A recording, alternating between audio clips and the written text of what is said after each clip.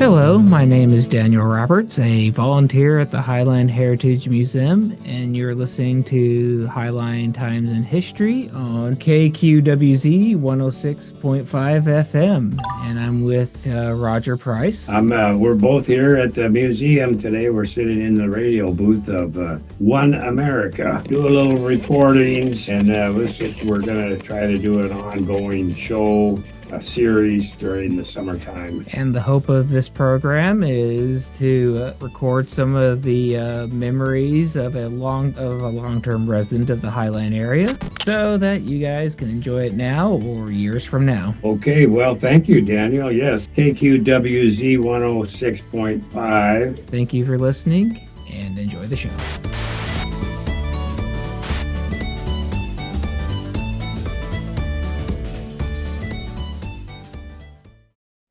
Hi guys, my name is Daniel Roberts. I'm a volunteer at the Highline Heritage Museum, and I'm with Roger Price, who's also a volunteer at the same museum. And we're going to talk a little bit about the schools in the Highline area. So I'll go a little bit on some of the back history. So the original school, and schools almost kind of used loosely. This is kind of when people were first settling in the area.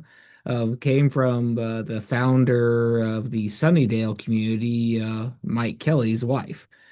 She played the role of the teacher for the first school, where the classes were taught in her kitchen, and this would have been around 1878. Uh-huh. And which sounds about right for some of the more frontier communities. It's you don't really have the resources to start up a school as you might think of it. But as enrollment grew, they moved it over to a log cabin, which was near Miller Creek, which was from the what I'd read is now the 160th and Des Moines Way, and that opened in 1882 with 11 students. But enrollment continued to grow, and a new school was built where Sunnydale School stands at 15631 8th Avenue South. I'm not sure if that school is still around now, but Yes, it is. It's still, believe it, yeah, it's still there. It's not being used for much. I think there's some private parties that use it occasionally for different things they want to. Maybe they rent it or just can borrow it whenever they would need to have a meeting. But yeah, the school is still standing. It's been added on to several times over the years. But yeah, that was it, and that was around. Well, I think after Mike Kelly, his wife, and had the school in her kitchen, I believe. It, like you say, the enrollment grew a little bit each year, and finally they had to expand into a little bigger school. And I know when I went to kindergarten there in about 1954, 55. That was, or 54, yeah, 55 in that time. It was a school that was kindergarten was a separate building, and they had two morning sessions and two afternoon sessions. It was two different rooms, so they split the classes up. I think in the morning there were 60 kids, and in the afternoon there were 60. So there was each room had 30 kids in it, so that was pretty good size rooms of they had to have for that many kids. So it was a lot of fun. yeah, I don't I don't remember much what happened, that's for sure, but it was fun then. I mean, I don't remember much from or kindergarten either. I colored pictures or something, probably. But it seems like with these kids, they would sometimes catch fish or bring in drinking water for the school, like from Miller Creek. And I guess how they called the kids there was from a large bronze bell, and that bell was used until 1928. And at the time of The my source was that it's still on the Sunnydale School grounds as a historical marker. Uh-huh. Um, Apparently this bell was also used as a fire warning, and it also let worshipers know when church services were. So, Oh it yeah. Uh-huh. had multiple uses. And then, I'd also read some of your notes, and I found some of the same information was that later on you had a Manhattan school that was built in 1902. And I guess it was because parents understandably didn't want their kids walking through the wilderness, like a couple miles of wilderness where wild animals were still around. Oh yeah. I know I heard stories that back then in the in the 1880s, 90s, and moving forward, the bell could be heard because there wasn't many outside distractions and noises, but the bell could be heard all the way down to Des Moines. So that bell had a pretty good ring to it, and we have a couple bells here in the museum. I think one from Sunnydale that was maybe from 1952, I believe.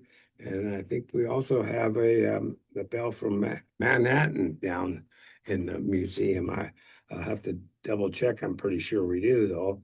But yeah, those bells were big and they could be heard a long distance away.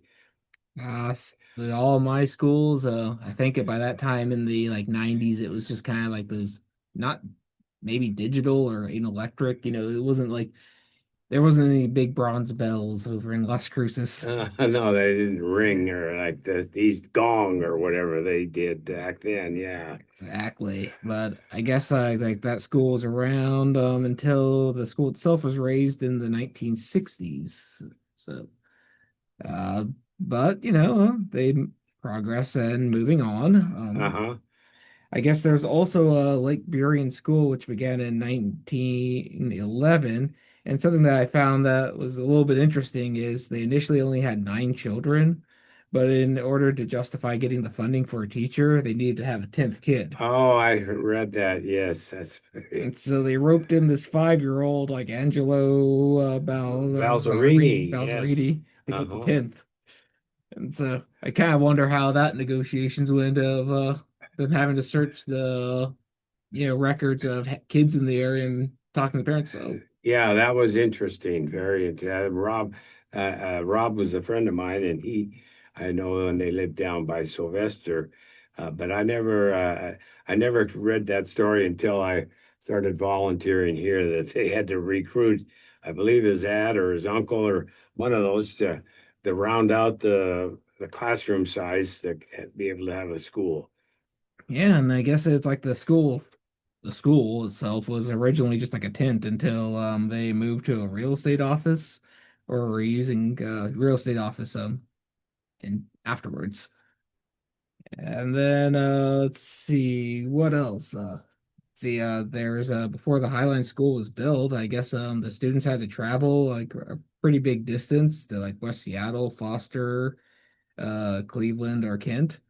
So I mean that could not have been a fun commute. Be spending like half your day just going to school. Uh-huh, yeah, prior to 19 24, 25. Yeah, that was quite a distance, probably West Seattle, or I don't know, Cleveland High School was there at the time, but yeah, that was so when Highline opened, it saved a lot of kids from having to travel long distances just to go to high school. Yeah, and so I mean, and it makes that's kind of making sense of how like several school districts like Sunnydale, like Burien, Mount View, Southern Heights, Des Moines, Manhattan, and Angel Lake kind of united together to make sure like they could get this Highline High School built. Uh-huh. And they'd created the Union R High School District 41, and that opened that year. And so your kids aren't traveling who knows where to get to school. I could understand that. Uh, Yeah. I I Go I on. think I think they had a separate, each elementary school was kind of a separate school district back in those days. And then, like you say, in 41, they had what was it? The Union R? Is that? Yes, yes, it was like Union R High School District 41. And then they formed the Highline School District, consolidated them all into the Highline School District, and that sort of thing has moved on, you know.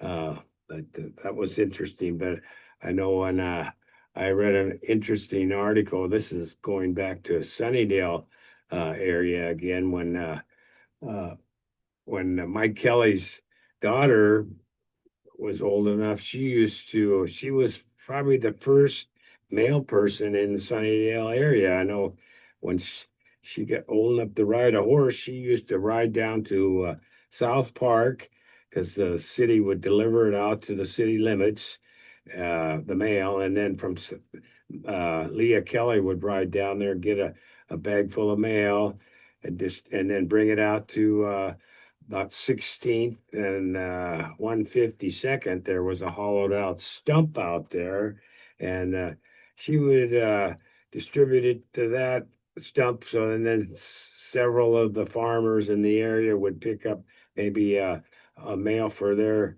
particular area, and then but she did all this on horseback, and then over as time went on, I think she had maybe a carriage or something that she could do that with, because there weren't really any roads either back then. So, but she was probably the first male person to bring mail out to the South End back then, and then it was way before there wasn't even a thought of an airplane or airport back then. So a lot of the roads, some of the roads did go through like 16th and different ones.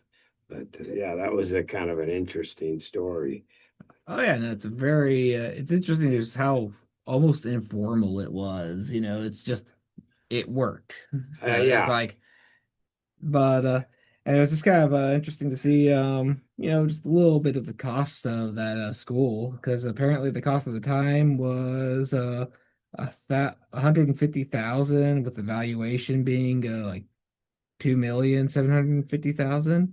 I was kind of curious to see how much that would be today. And the cost of the school at the time would have, or like if it was in today's dollars, would have been like 2,736,460. You know, and like its values are a little over 50 million. So yeah, not not the cheapest, but still not insane. Uh-huh. But a point of pride for them was, I guess, their auditorium, which could hold like a 450 people, and they had like plans to add a balcony for like 200 more. And I didn't, I just always kind of growing up, it just assumed an auditorium was just something that always came with the school. So yeah, Oh, uh-huh. Yes. but then I saw something like one of the suggestions for like where the Highline term it even like for the school had come from was like the idea of like the Highline being sportsmanship, high standards, and high effort. But just neat little things. See where maybe the names kind of came from. But let's see. Well, I know that yeah, I didn't realize it was that much money involved, but that was quite a bit at the time. Sure, that was so I have to look into that. But uh after during this time in the late 1800s, Angle Lake Elementary School was also built, and that was on 100 and what was that, 192nd, I believe, out there with, and it was it was south of where the uh, airport is now, just a little bit south. But back then, of course, there was no airport. But and it opened in 1887, and I know kids that used to go to, I don't know, but I read stories that kids used to go to school there. Uh, they would walk to school because, of course, there was no busing or anything then, and they'd walk along 192nd, and there was a farmer there. And this was it. It was several years later. It was probably happened maybe around the in the 30s during the Depression, and several of the farmers, they were a little bit money wasn't flowing around very much. Everybody was out of work. So one of the farmers, he had a tractor, and he put a big blade on the front of his tractor, and he thought, well, maybe I can pick up some extra money by doing some bulldozing or around the area. And I know there was back then there were probably plenty of stumps that needed removal and different things, but he hung a big banner on his fence that said bulldozing, hoping to pick up some extra business. But it happened to be along the route that the kids would take to school in the mornings and then on the way home from school at night. But they saw this sign, so they kind of crept along there real quietly because they they thought there was a bulldozing in the pasture there at this farmer's place. But that was kind of a cute little story I read, one of the oral histories from back then in those days. So that it was fun story. That's too funny. Yeah, it's, kids misunderstanding or they read it as a literal thing and not just like one word. And Uh-huh. that's great. Then I tried to read a little bit about like some of the different schools, like different high schools that were from this area. Uh-huh. I guess there was like a Evergreen High School that opened up in 1956 when they'd realized that they need more schools for the growing population. Didn't see a whole lot more on them.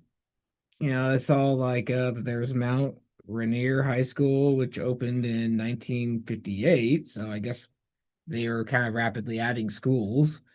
And apparently the land had originally been part of a goat farm. So Oh, oh, just kind of tells you like how some of the areas were a bit more rural oh, at the time. absolutely. Sure. Uh, and it seems that the sports team had to practice at the Des Moines Field House for their first two seasons until they got their own field, which it seems like that would make it a little bit more tricky since you don't it's not as convenient to be able to just get out of class and go straight to your Oh, field. But despite that, it seems like in their second season, the school's team, like the Rams, had finished second in the Puget Sound League in football. So, oh, you know, yeah. not too bad, I'd say. No, no, and I know they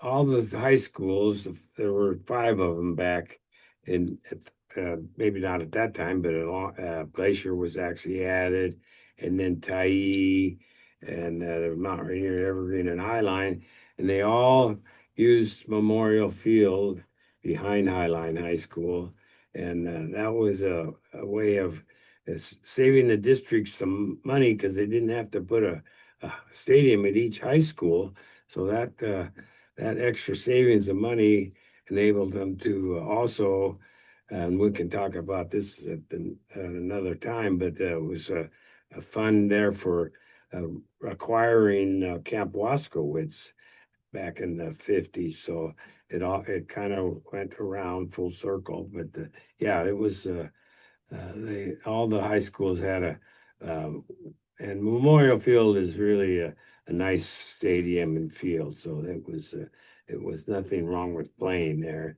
And Right. then eventually Kennedy was brought in, and I think they also use a Memorial Field, so, and that was dedicated to uh, the World War uh, II soldiers, I think, that were killed in World War II. So it was it's quite a nice memorial for them. But yes, Yeah, yeah, no, I mean, if you have something available, why spend money if you have something that's just as good? And then, uh-huh, yeah, sure. and you'd mentioned Glacier, which it opened in 1959. And it opened for sophomores from Evergreen in the Highline service areas. And I guess it shared a campus with the Highline Community College. Yeah, there was Highline Community College also had some portables there, and that's where they kind of got started until they could get uh, the ground and a location for the community college out in the Midway area. So over the next 2 or 3, 4 years, they kind of transitioned out to the Midway area. And I think around 1963, Highline was college was dedicated. I believe Governor Evans came out for that, but yeah, it was kind of a nice deal. So, Yeah, and it's like it seems like the school kind of had a bit of a short life. It ended in around like 1980, in uh-huh, part due to the second runaway from SeaTac, which it's interesting to see a lot of the influence that the airport had in this community. sure. And but that the building itself had since been used as a law enforcement training center, as well as I guess the Central Washington University satellite campus used as a headquarters at one time. Oh, yeah, yeah, I believe that's right. And But now it was actually about, I think around 2019 or 18, I think it was raised and then they built a brand new middle school on that property. So it's a very nice school there now. So it's been replaced with a nice new middle school. oh, sure, yeah. And let's see, the last high school I had found anything on, obviously there had been more since, was I think you had said it was like Tai. Uh-huh. And that was built in 1962. And it was I guess part of the reason they had so many was that they wanted to keep high schools like mid-sized rather than them becoming too big. So I guess they didn't want to have too many students. And I guess that what was it? The school shared a football field and tennis courts with the county park department, and it let it qualify for funds because it didn't meet the actual acreage normally required. Uh-huh. And I guess they this playfield was also used by Chinook Junior High for the same reasons. Oh, of course. Yeah, that is, I believe it's a little further for them, but yeah, they got a nice facility there, ball diamonds, soccer fields, uh, and probably practice, yeah, for football. I don't think they ever had any official games there because I don't know if they had bleachers in the grandstands or anything, but yeah, yeah. And then just recently in uh, due to open this fall, Tai has rebuilt the whole school from the ground up, and they'll be opening a brand new high school there in the fall of 25. So I think as is Evergreen. So there's Oh, two brand new high schools going to open in the fall of 25, and I was just by Evergreen and Tai just in the last week or two, and it looks like they're on schedule. Uh, Evergreen is I saw that yesterday, and it's looking really pretty well. And they were able to build that and still maintain the other schools, the high school, so the kids didn't have to go to a satellite high school during the process. But so they're on schedule to open, and I think Tai they had a their school before was kind of a you had to go from classroom to classroom kind of and they were kind of outdoor more and so this is going to be much better I believe as far as getting around the high school and different it gets more enclosed and so that's also going to open in this coming fall. yeah, because when I was reading about Tai, I guess it was like built in a more circular fashion, Uh-huh. and that was like apparently to save money on funds of creating hallways and such. So it was like trying to make the shape of the building work out. So Yeah, yeah. And I don't know how that worked out. I never attended Tai, so I know we used to go over there to play basketball at times at the Tai gym, but that's about as much as I know about the high school. yeah, that was I know there's been some uh, students that graduated from there. I know that Steve Poole, and unfortunately he's passed away now, but he was one of their uh, students back in I think it was the early 70s in that time. I believe that was it. And he was a Como weatherman for many years, so he was missed when he retired. So and then I know that Evergreen has had some, uh, Jack Thompson, the football player. I think he graduated from Evergreen about 73, and he went on to, uh, was it WSU, and then he went on to Cincinnati Bengals, and I can't think of who that other team was, but yeah, he had a pretty good career in the NFL. Oh, very cool. Yeah, that was just about the only last of the high schools I had mainly read about. I did see that there was also a, Catholic school that opened in 1953. It was like called St. Francis Catholic School, and it was on the 21st Southwest and Southwest 152nd. And when it opened, it had 82 students, grades 1 through 6, and six sisters. At its height, it reached 722 students in 1961, with like 10 sisters and I guess six other teachers. And then the number dropped to around 326 by 1971. So, Oh. yeah, all kinds of schools. Yes, yeah, and the St. Francis is still very active. So I know that it's mainly I think first through believe it's eighth grade, and then they go on to either maybe Kennedy, or I think before Kennedy there was possibly O'Day, or some they had to go downtown, I believe. But yeah, it's been a good school also. So, and it's just down 152nd down to 21st, and just at the west end of Lake Bury in there, and it's still going strong. Ah, very neat. Well, it was just kind of interesting reading about the schools, how some of them were a tent, some of them were just one or two rooms, and then just how it's kind of how schools were, in the early 20th century and how they've kind of moved on to how they are now. Uh, yeah, yeah. Well, that's the population grew.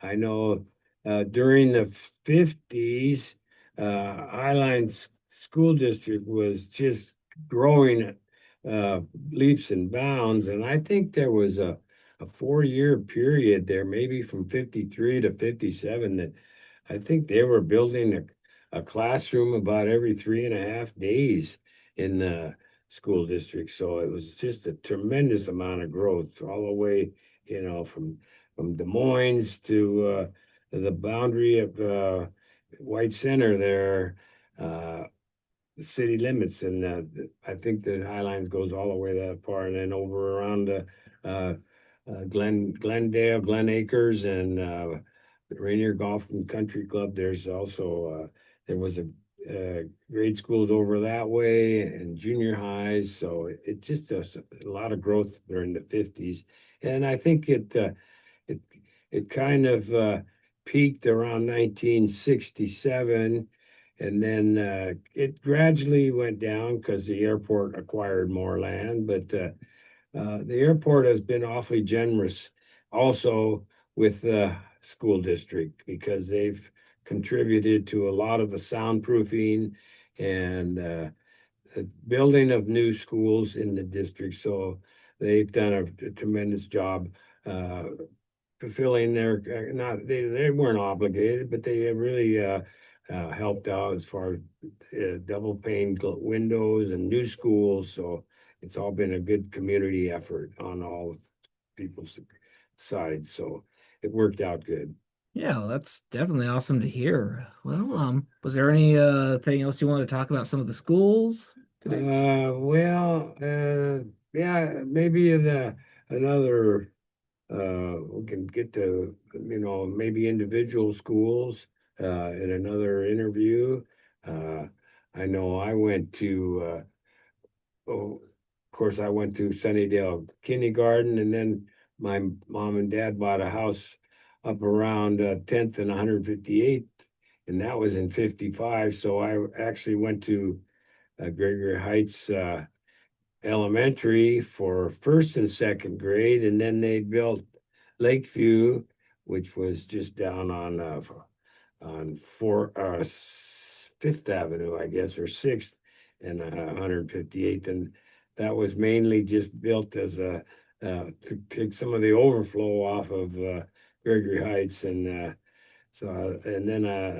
that now it's a dog park, but so it's still serving a good purpose. And actually, the Highline Historical Museum was located there for a short while, uh, back, I believe, in the possibly the 70s and 80s, but then they had some water problems there. But then I went on to Sylvester and Highline. So maybe it'll be something we can discuss at another uh, opportunity, Daniel. Yeah, yeah. Don't want to keep our listeners here too long, so maybe we can next time talk about your time and experiences in the schools in this area, and then another time we could talk about that Camp Waskowitz you told me Oh, about too. yes, I'd love to So talk about Camp Waskowitz because that's a very, a lot of kids went through Camp Waskowitz. So we're going to talk about that in more detail next time. for sure. So thank you, folks, for listening in. I hope you enjoyed it, and I hope you'll join us again.